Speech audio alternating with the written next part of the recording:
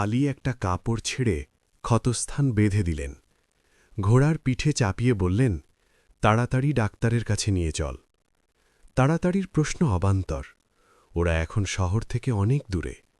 বন্দীদের মধ্যে ছিল এক বৃদ্ধ। দলটা কায়রোর দিকে ফিরে চলল।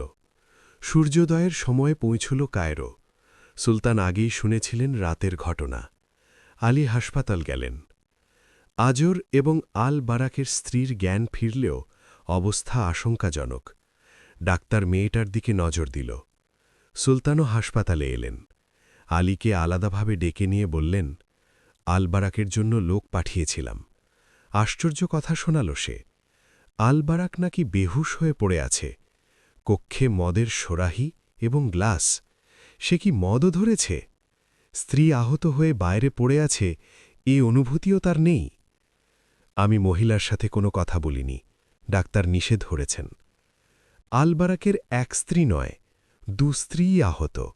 মরুভূমি থেকে যে মেয়েটাকে এনেছি সে তার দ্বিতীয় স্ত্রী। আমরা অনেক বড় শিকার হাতে পেয়েছি সুলতান।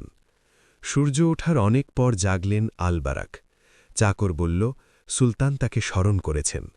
হাসপাতালে ছুটে এলেন তিনি। তার স্ত্রী আহত, পাশে 4 গোয়েন্দা। এদের সাথে বৃদ্ধকে দেখে আশ্চর্য হলেন তিনি। তাকে তিনি আসেফার স্বামী মনে করছিলেন। এদের বিচারের ভার নিজের হাতে নিলেন সুলতান, কারণ এর সাথে প্রতিরক্ষা সচিব জড়িয়ে পড়েছেন।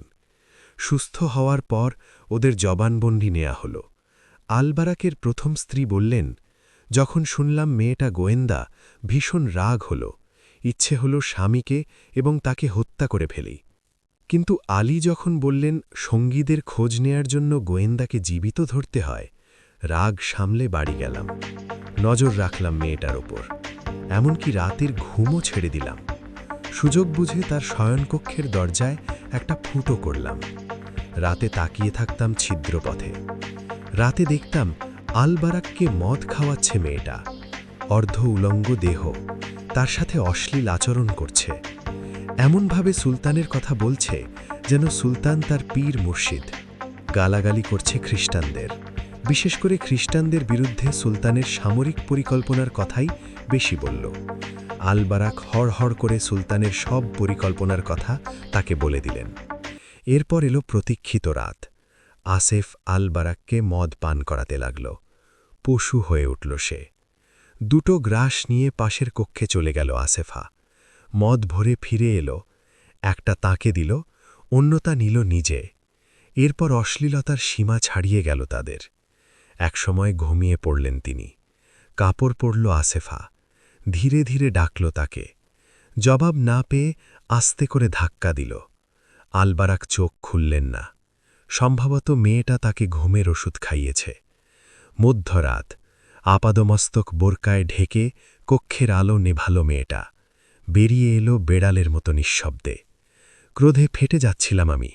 বোরকা পরে একটা খঞ্জর সাথে নিয়ে কক্ষ থেকে বেরোতে যাব, দেখলাম এক চাকরানির সাথে ফিসফিস করে কথা বলছে ও। বুঝলাম ও চাকরানিটাকেও হাত করে নিয়েছে। বেরিয়ে গেল আসেফা। চাকরানি ফিরে গেল তার ঘরে। সদর দরজা দিয়ে বেরিয়ে এলাম আমি। পায়ের শব্দ লক্ষ্য করে আমি দ্রুত হাঁটতে লাগলাম। আমি দেখতে চাচ্ছিলাম ও কোথায় যাচ্ছে। আসেফা সম্ভবত আমার পায়ের শব্দ শুনতে পেয়েছে। মোড় ঘুরে দাঁড়িয়ে পড়ল। অন্ধকারে ভালো করে দেখা যাচ্ছিল না। মোড় ঘুরেই ওর মুখোমুখি পড়ে গেলাম। হঠাৎ মুখোমুখি হওয়ায় সিদ্ধান্ত নিতে পারছিলাম না কি করব। বললাম, কোথায় যাচ্ছ আসেফা? ওর পাহারায় লোক আছে জানতাম না, দেখিনি কাউকে। আসেফা হাততালি দিল। হেসে বলল, আপনি আমার পেছনে এসেছেন না কোথাও যাচ্ছেন? অকস্মাৎ কেউ পেছন থেকে আমাকে জাপটে ধরল। এক ঝটিকায় নিজেকে মুক্ত করে দ্রুত খঞ্জর টেনে নিলাম। আঘাত করলাম লোকটাকে। ও পড়ে গেল। লোকটা দ্রুত উঠে আমার পেটের পাশে আঘাত করতে চাইল। সরে গেলাম আমি। সরতে গিয়ে ধাক্কা খেলাম আসেফার গায়ে। ঘুরে আমি আসেফাকে আক্রমণ করলাম। খঞ্জর ঢুকে গেল তার কাঁধে, ঘাড়ের পাশে। চিৎকার শুরু করে দিল। লোকটা ছুটে এসে আমাকে আঘাত করল। পড়তে পড়তে সামলে নিলাম। আবার তাকে আঘাত করলাম, কিন্তু এ আঘাত সে ঠেকিয়ে দিল। আসেফা এসে জাপটে ধরল আমাকে। লোকটা আমাকে আঘাত করল। পড়ে গেলাম আমি।